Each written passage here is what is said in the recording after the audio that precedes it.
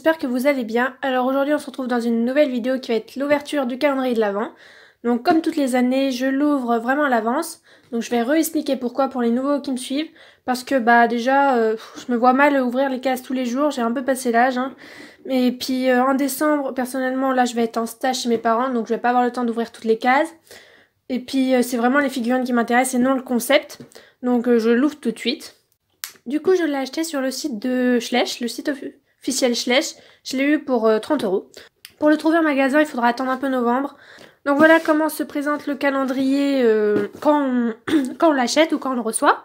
Donc là, il y a une petite présentation de tout ce qu'il y a. Derrière, il y a toute la gamme Schleich qui est sortie récemment ou pas. Là, nous avons le contenu. Quand je vois le contenu là et le contenu qu'on avait par exemple en 2014, je fais ouïouïouï, dis donc il est beaucoup plus light. Donc j'ai peur de le trouver un peu vide. Là nous avons quelques... Des grandes centres et cases n'est pas inclus. On ne sait pas dire grand chose dans leur traduction. Bref, des sortes de jeux.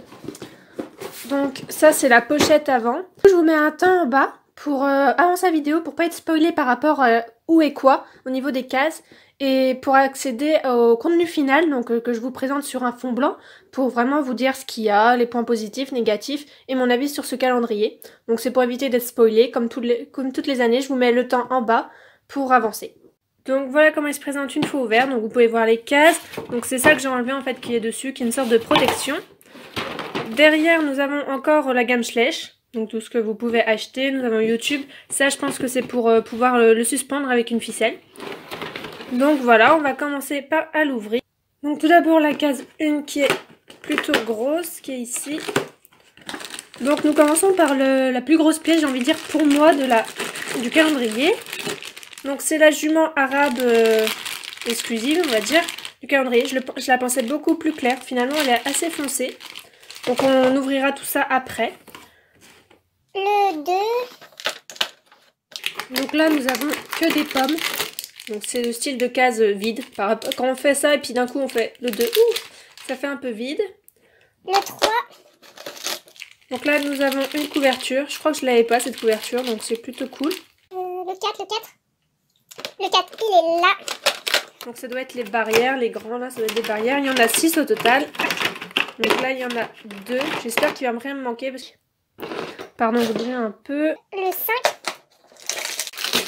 Donc là nous avons un seau qui est à monter, on va dire. Là elle n'est pas mise dessus.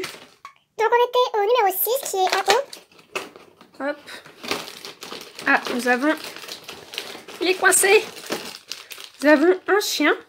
Donc je suis vraiment contente parce que je l'avais pas ce chien. Et il est vraiment joli, j'aime beaucoup. Donc c'est un Golden Retriever, c'est une femelle. Excusez-moi pour mon accent très mauvais. Du coup j'étais au numéro 6, je cherche le numéro 7. Qui doit être devant mes yeux mais que je ne vois pas. Il est là-haut. Excusez-moi pour comment je filme, j'ai vraiment du mal à filmer à une main, c'est pas pratique. Ou surtout le fait de pas poser le téléphone. Donc là je n'ai qu'une seule barrière. Donc à mon avis, normalement il y en a 2. Mais moi j'en ai qu'une. Donc hop. Dans le contenu c'est marqué qu'on en a 6. J'ai bien peur que moi j'en ai 5. Donc on verra bien dans le 18 combien il y en aura. Donc ensuite le numéro 8. C'est fou ça, les numéros sont dans mes yeux mais je ne les vois pas. Le numéro 8. Donc c'est l'autre point fort du calendrier pour moi. Donc c'est le poulain qui est bien comme je le pensais. Donc là c'est bizarre, il a un carton pour éviter la déformation des membres. Là par contre il n'y en a pas. C'est comme ça. C'est pas bien grave, hein. Tant qu'ils n'ont pas de problème d'aplomb, c'est pas grave. Le numéro 9. Là c'est le petit os pour chien. Bon, c'est un peu vide quand même comme case, mais bon c'est comme ça. La 10. On n'a pas eu encore les autocollants. Ça serait tardé. Donc c'est une mangeoire. La 11. Ah bah tiens, quand on parlait du loup, les voilà les autocollants. Donc c'est les autocollants comme chaque année. Ils n'ont pas enlevé les autocollants. Hein. Ils ont enlevé les livrets par contre, je crois pas qu'ils y sont. Mais les autocollants ils y sont toujours. Le 13. Ah.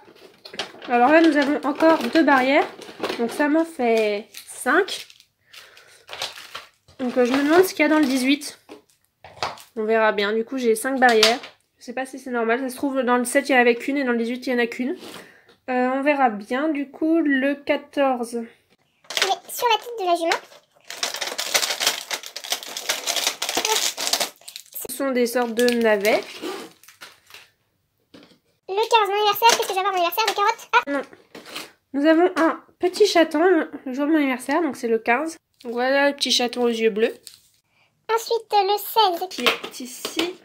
C'est vraiment, il y a certaines petites cases. Donc c'est un abreuvoir. Le 17 qui est à côté. Donc là, c'est une sorte de pierre à sel avec des granules. Si quelqu'un sait ce que c'est, parce que pour moi, une pierre à sel, ça ressemble pas à ça. Donc je veux bien des informations sur cet objet. Je l'ai eu déjà plusieurs fois et je ne sais toujours pas ce que c'est. Donc n'hésitez pas à me dire à quoi ça représente. Ça serait vraiment sympa de votre part. Pour ceux qui savent, bien sûr. Le 18. Je viens de voir que j'ai oublié le 12. J'ai oublié le 12. Bon bah, le 12. Boulet quand j'y suis. Bon bah le 12 c'était le petit oiseau. Voilà, je l'ai zappé. C'est pas bien. Donc le 18. Donc effectivement, il me manque pas une barrière. Il y avait en fait qu'une barrière là, qu'une barrière là. Alors ça fait un peu bizarre d'avoir... En fait on a 4 jours de barrière. C'est beaucoup quand même. Je sais pas, là dans le 4 on en met 2. Dans le 18 et dans le 7 on en met qu'une. C'est pas trop logique je trouve. Bon bref. Du coup j'ai bien mes 6 barrières. Le 19. Encore des fameux autocollants. Que voici. Le 20. Donc des petites pommes. Le 21. Qui est un tronc d'arbre je crois. Du moins c'est ce qui est représenté là-haut. Donc ça doit être un petit tronc d'arbre.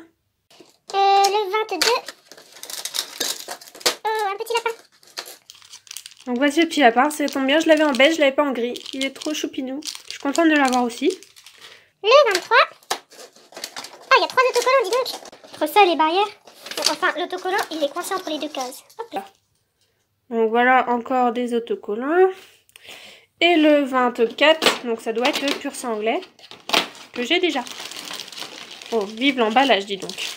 Donc, c'est le pur sang anglais qui est en train de se casser la tronche, que tout le monde a. Donc, voilà.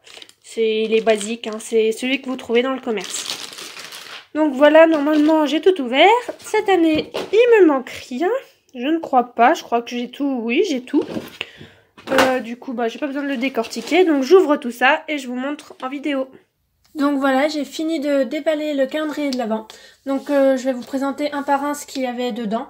Donc on va commencer avec le moins intéressant. Donc tout d'abord nous avions 6 barrières comme ceci. Donc voilà, elles ont rien d'exceptionnel, on les connaît déjà très bien.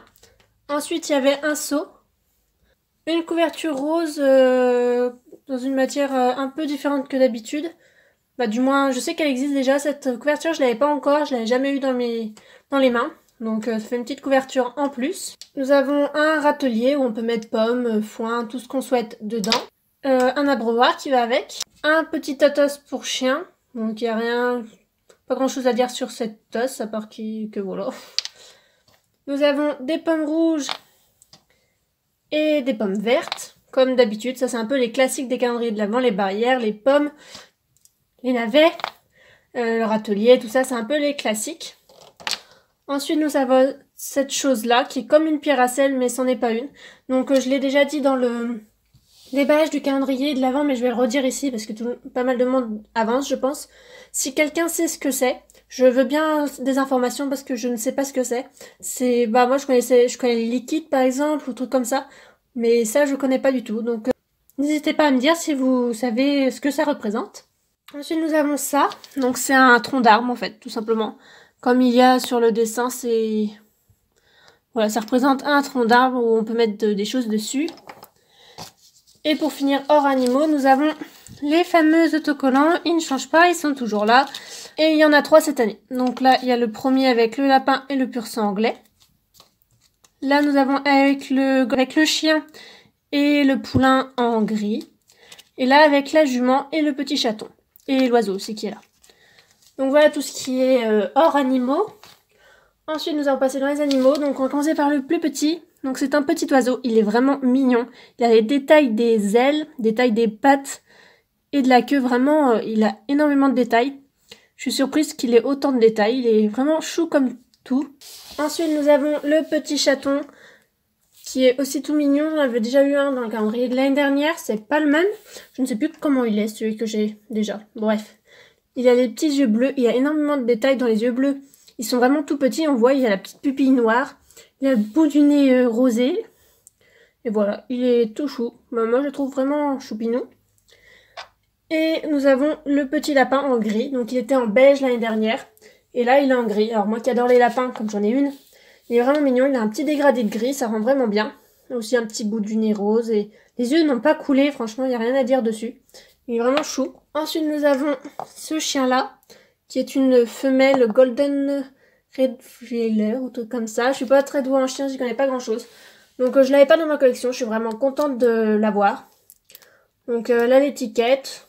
Donc, voilà, la pas de défaut de peinture, ils sont vraiment plutôt bien peints. Donc, j'ai rien à dire, il est vraiment... C'est un beau chien, moi, je trouve, c'est vraiment il est bien fait. Je suis vraiment pas du tout déçue. Ensuite, nous avons le pur sang anglais qui tient pas dans le cadre, qui est le pur sang anglais que l'on a dans les magasins. C'est pas une édition limitée du calendrier, c'est le pur sang anglais qu'on trouve partout. Donc personnellement je l'ai déjà, donc voilà. J'ai rien à dire dessus comme vous le connaissez déjà. Ensuite nous avons le poulain du calendrier de l'Avent qui est en gris avec une petite pelote devant. Donc que dire dessus? Il a un petit dégradé de marron au niveau des membres, des 4 membres, comme sur la photo en fait. Sinon bah il est un petit peu nuancé mais pas plus que ça. Mais je le trouve plutôt pas mal personnellement dans cette robe là. J'ai pas énormément de choses à dire dessus. Oui, il est vraiment comme sur la photo.